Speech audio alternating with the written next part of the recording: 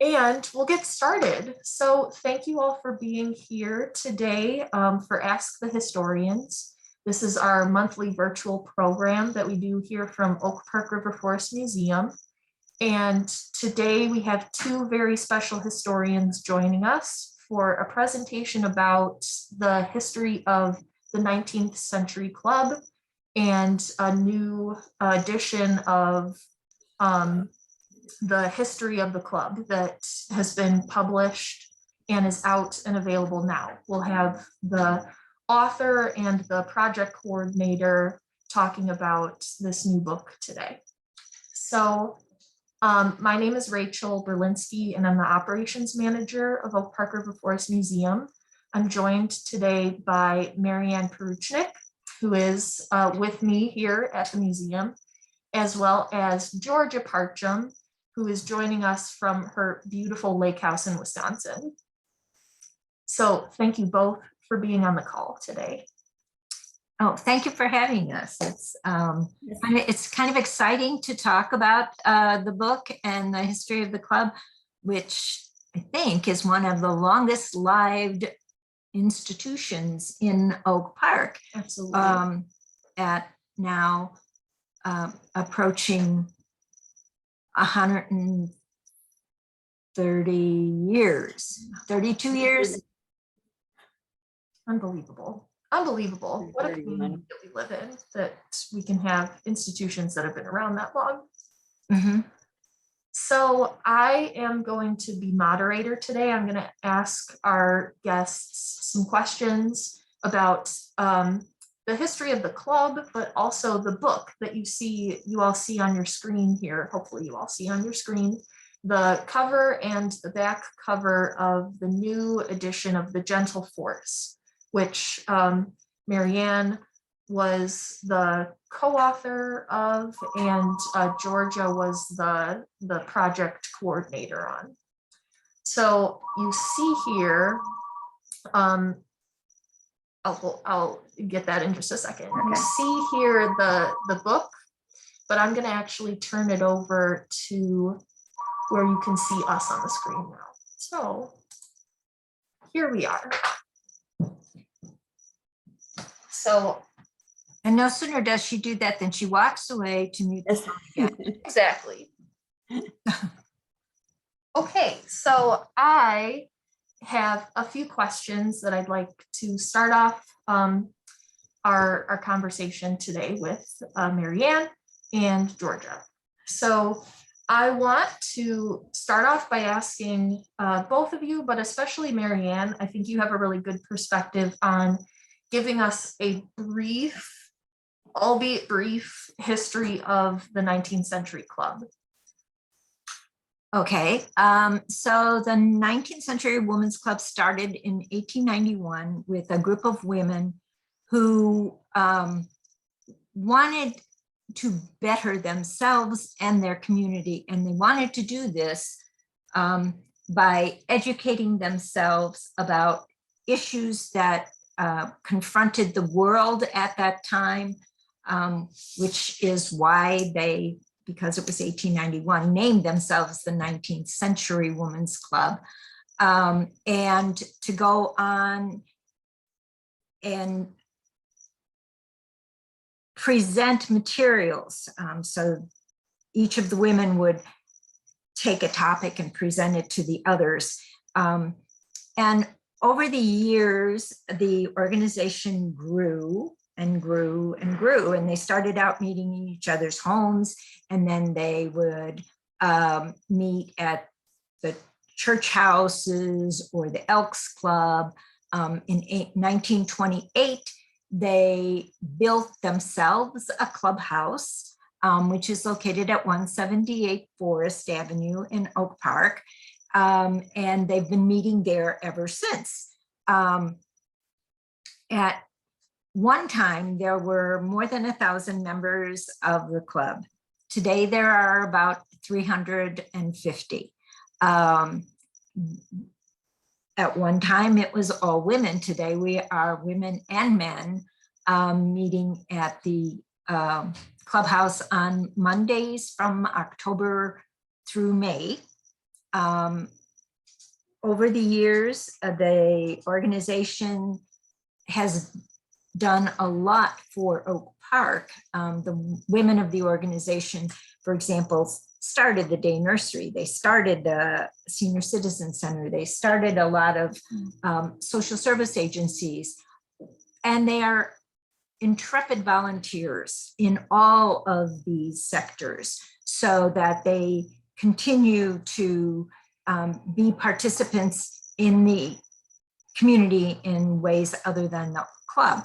The club itself still continues to be a gathering place. It's a meeting hall for the members of the organization, but it also serves as a relatively lower cost meeting hall for other nonprofit organizations, and it has it opens its facilities to rentals in part to help pay the bills.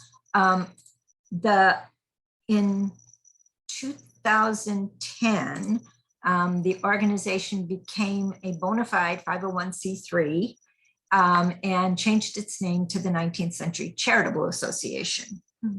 And it continues its charity work through sharing its building, through presenting programs that are free and open to the community from October through May, and by raising money and providing scholarships to students from Oak Park River Forest High School. Oh my gosh. I've been taking notes. Georgia, you want to add something? Yes, I would add that and in this century, I've only been in the organization in this century. In this century, I think there's been a huge focus on welcoming the community into the building, actively welcoming the community into the building. Some organizations have free space in our building. That would be the Free Readers Theater is one. They perform free. They're professional actors who put plays on every month during the season that are free to everyone, the public. And there's other groups like that. Rachel Bayman, who was a scholar that we helped send to college and is a national fiddler, has her band in Nashville and travels all over the world, comes back in the summer to do a fiddle camp in combination with our building.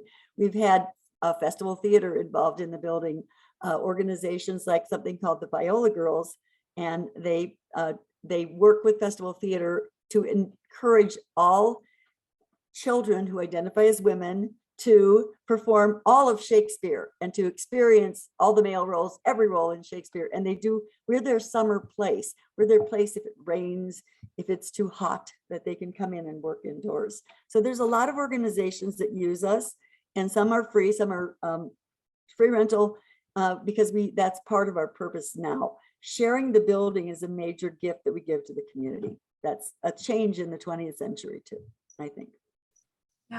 Yeah, you make an excellent point, because I think that a lot of people who wouldn't normally know about the club know about events that take place there. So it's really, it is a welcoming place for the community, just the place itself, and not even to speak of the members of the club who are involved in various ways, no matter what's going on there. So fascinating.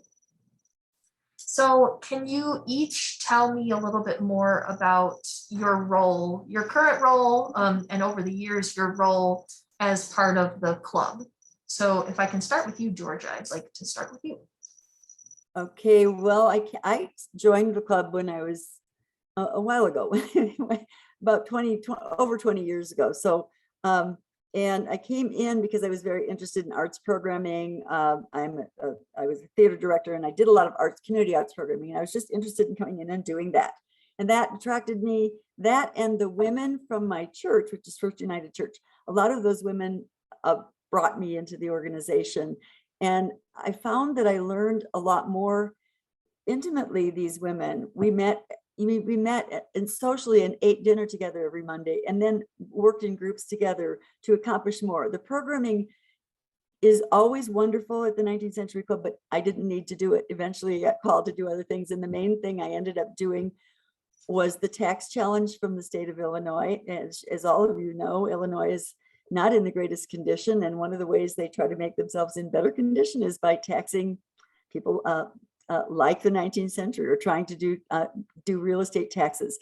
And as you know, all the big organizations in the city, Arts Institute, everyone does programming, and everyone has to do rentals to support their organization. So we've been challenged, and we do pay taxes. We do pay real estate taxes. We didn't for years, hundreds of years, but we do now. And we've had to accommodate and come to terms with that. And that's part of what I did, is helping create the other organization, the 501c3 organization, and a subsidiary organization that's called a sole corporation. It's a banquet corporation that is, the sole purpose of that organization is to make money to support the charity, that the work that the community that we do in our building. And that's a legal corporation. Georgia was also responsible for working hard on getting landmark status for the club. Local landmark. Yes, that was part of that, because the only way we could renovate the building, and we had to renovate the building to continue existing. It was really in a sad state at one point. So the whole building has been renovated, thanks in part to my husband, Alan Parchem. He did a lot of that work. But it really, that landmark status, we had to get that in order to get a tax break. That's how we got our tax break, by renovating the building. And there is, for-profit buildings can have that special incentives classification with Cook County, and so can not-for-profits. So we took advantage of that and also the generosity of the people in the organization are incredibly generous over all centuries. And all that money was raised through members, pretty much 100%. So it's an exciting organization to be part of, because people are excited about what we do. Members are. Yeah, and unlike facilities like Cheney House or the Pleasant Home where the Historical Society used to be, which are owned and operated by the Park District of Oak Park, and thus have government subsidies, everything that the 19th century does is like the Historical Society here at the museum on our own. Yeah, that's it. Yep. So Yes, no government support, but we do pay taxes. That's the opposite of the Cheney Mansion in Mills House. Yes. wow. So, and I got involved in the organization many years ago, and I've served in a number of capacities as literature department chair and finance chair. And I suppose my largest contribution to the organization was that I was really active in putting the elevator in and making the building totally accessible back in the 1990s. So at that point, the building had a lot of stairs. There were stairs to get into the building. There were stairs to get up to the first floor, which is where the old elevator started.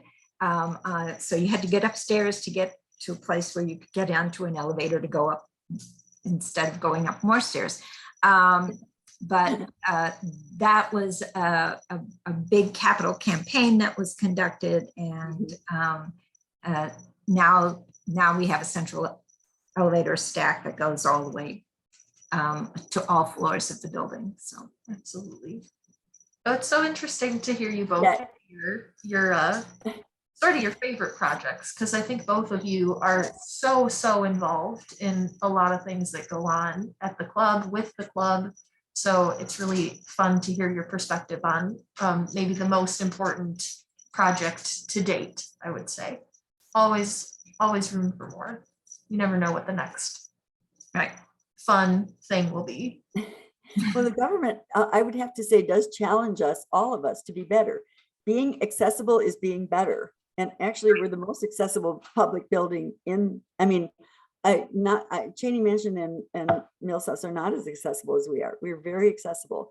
That's a government challenge. The government challenged also, doing enough charity work. And it has made us come forth and do more and more charity work in our building because we have to, and we should. And that was our general purpose to begin with, but it's a good reminder. That's why we're here, to do work for other people. So it's the government, we didn't want to get the tax bill, but it was a challenge. Did we want to renovate the building? Maybe not, but it was really excessive. It all worked to our benefit. Exactly. Ultimately. Exactly. All worthwhile. It's Mhm.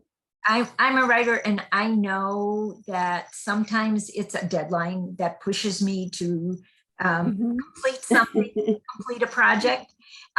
In the case of this book, it was Georgia who was pushing me to finish the book, and so whether it's a friend who's doing it or it's an outside force, that's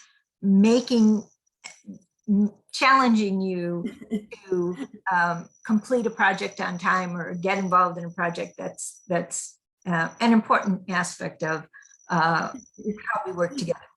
It is. I know when this past year, I've been on the board. I was on the board for 12 years. I've been in the organization for 20 some, but I know I was thinking about who we should honor this year. The club likes to give an honor to someone, and I said, well, it has to be Carolyn Poplet because she's just the person. She's done so much for this organization. And then I said to the group that I was in, and didn't she give some money to finish that book and write a second edition? And then I started digging in and talked to Mary Ann, and yes, I did kind of push her to say, let's just do it. Let's get it done. And it was fortuitous that we got it done before Carolyn died, which is wonderful. So thank you. This is my next sort of question. If you can talk a little bit more about what brought on taking this project under your wings, taking on this project to update the book. So the Gentle Force you put together with Carolyn Poplet, remind me, 1990.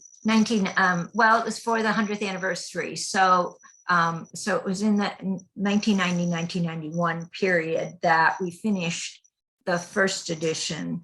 And it covered that first 100 years, as well as giving some background on Oak Park as a community, when the women started the organization, and how they affected the organization, the community, all the way through that period. So then now we were, 125, 130 years in, and in that last 30 years, there were immense changes in the organization, in both the way it was organized and the aspects, the importance that was placed on different things, because now there came to be or places that other people could meet. There were other banquet halls and so on like that. And then there were all of these other social service agencies that were set up to specifically support an aspect. So volunteers were being pulled in different directions, and it didn't have to, as had once happened, where organizations would come and say, do you have anyone who could volunteer and do this? Even as recently as World War II and the Korean Wars, where the Red Cross was counting on women's groups like the 19th Century Club to roll bandages, to make cancer dressings, so the hospitals and so on. And so that had all kind of changed, and it was, and as Georgia pointed out, there was the whole real estate tax situation and the changes that had happened to the club. The elevator didn't go in until after the first book it was written, and it was just, it was time. It was time. So, And the men started joining the organization in the 90s. So it's been the full 30 years of this change has included men on the board, men doing work in the building, men as part of the organization, an active part of the organization, and just being more open yeah, to and change.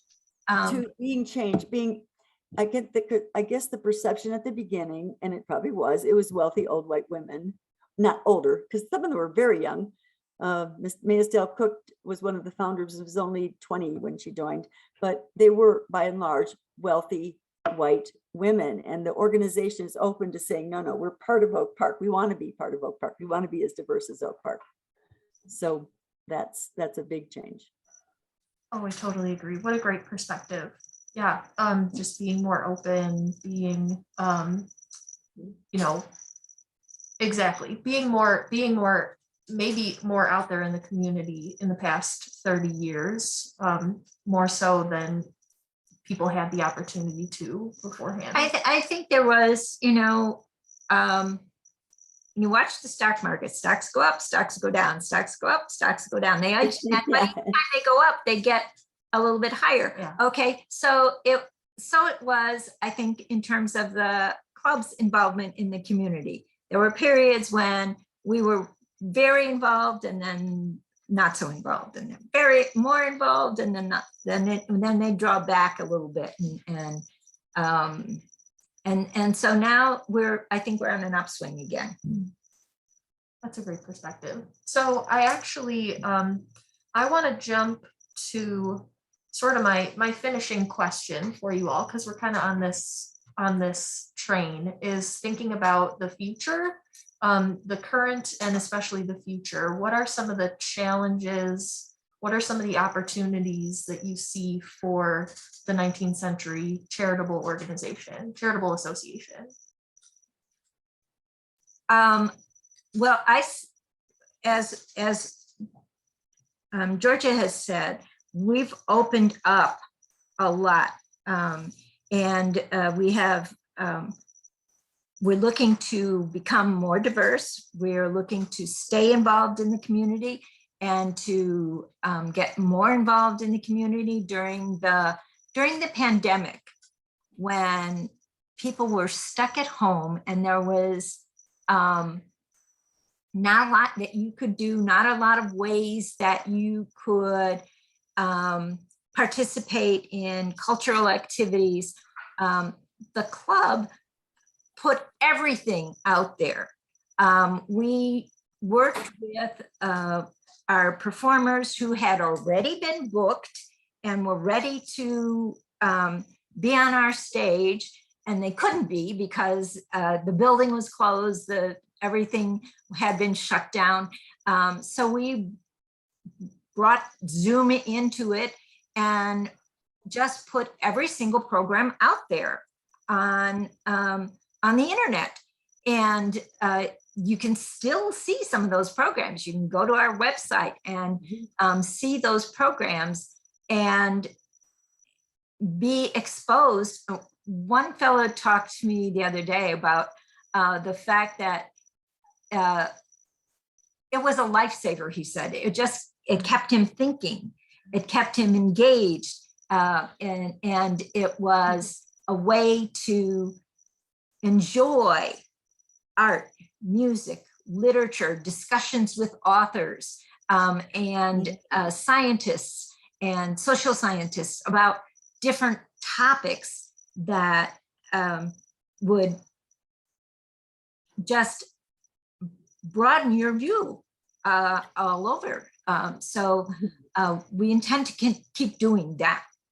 Yes, and the use of technology, we were able to bring in enough technology, and my husband happened to be the president during this time. It was a very difficult time, but we brought enough technology in that we could actually bring whole groups of performers into the stage. They themselves agreed to come and then project this group, because in some cases trying to do it from homes with a large group of performers didn't work, but we were able to keep it going pretty much all the programs through. And in addition to that, the community outreach committee of our organization, which usually is trying to bring people into to use the building had to redesign their program, and they went out and they did wonderful things, from everything from having our chef Woody cook meals, and they had Meals on Wheels that were available. I mean, your wheels came to our front door and you got meals delivered to you. You brought them home or delivered to them someone else. And we also had things like Chef Woody made cookies, and volunteers took them out to all the every fire station in our area, every police station in our area, all of the social service agencies, and that kind of thing, where we were doing outreach into the community. So there's always a creative part. I think working in the organization, the reason people are so committed to it is it's fun. We work in a really exciting, fun way. Everybody's ideas are okay. If you want to start, and this just happened, a drawing group, you can do it at the club and have people, we'll send out the message and people can come. The space is available for members to come up with creative ideas. We have mahjong classes that raise money for scholarships. Anything goes. If a member has a creative idea that is appropriate, it can happen there, and it's exciting. Okay. Yeah, so keeping, what I'm hearing you say is keeping the community engaged and giving the community opportunities to come together in whatever form that means at the time. That seems to me like something that they started this foundation with the idea of doing. So the fact that from the start to today to hopefully well into the future, you're able to do that, is really great to hear. So I want to actually wrap up our conversation today and invite you all on the call to send in your questions. We have a little time here where we can take a question or two if anyone has any. I just want to say that The Gentle Force is out and available. The new book that was, I would say, co-written by Mary Ann Porucznik here and the late Carolyn Poplet. I want to take this opportunity to honor her and maybe give you a moment to say any thoughts, Georgia or Mary Ann, on being able to work with her and share this experience with her. Well, working with Carolyn was a treat. She was a curious person. She was a very gracious person. She had terrible handwriting.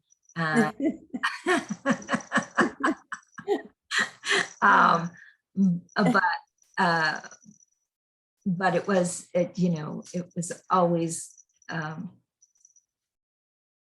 engaging. She was a very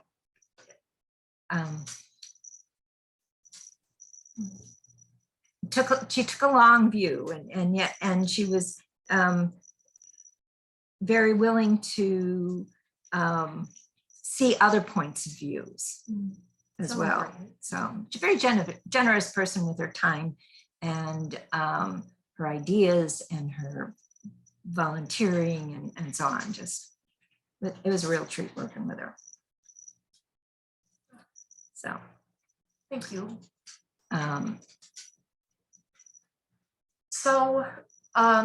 With that, I want to maybe give one shout out to an upcoming program that we have here at the museum. Actually, it's going to be a walking tour out in the community that is on Saturday, August 13th. It's a women's history walking tour. So around the area of Lake Street and Oak Park, kind of surrounding area in the middle of Oak Park. There will be a walking tour about some of the other, besides the folks in the room here, some of the historical women in our community that have historically been extraordinary. And I believe that Mary Ann is going to be one or the guide on that tour. Oh, I hope I'm not the only one. Oh, exactly. It's a lot of talking, that's all. It helps if there's someone else that you can kind of pass the the talking off to every once in a while. Absolutely. But So we you will will, be focusing on women and the women who made changes not only in social services, but also in politics and in improving the lives of others in our community. Yeah. So yeah. So I think if you enjoyed today's topic and you want to take it out to the streets, then that's a really good opportunity. And I hope you will join us for that. Again, it's on August 13th. So take a look on our website for information about that. and while you're on the website, you can visit the museum store and order your copy of the General Force, which is also available at the museum. Absolutely. So glad to have you. Thank you. Thank you to our presenters today, Mary Ann Porucznik and Georga Parchem, for joining us here and sharing your work and the work of the 19th Century Club, this wonderful organization in our community. And we do want to invite everyone who's on the call to come to the club for a program, which their programs start in October, the first Monday of October. They start at 1:15 every Monday from October on through. Yeah, and you've probably got the schedule of all of those on their website. It's we're just being finalized. Okay. But they will be online. You can look and see. It will be online. So keep an eye out, because I'm amazed at the programs that you offer to the community here, all different subjects and etc. So it's something for everybody. Yeah, so go look on for the past programs. They're recorded. They're on YouTube and they're wonderful too. Some of them from last year. Okay. Fantastic. Thank you. Well, thank you all for joining us on the call today too, and I hope to see you again for our next program. And thank you. Bye. Thank you, Rachel.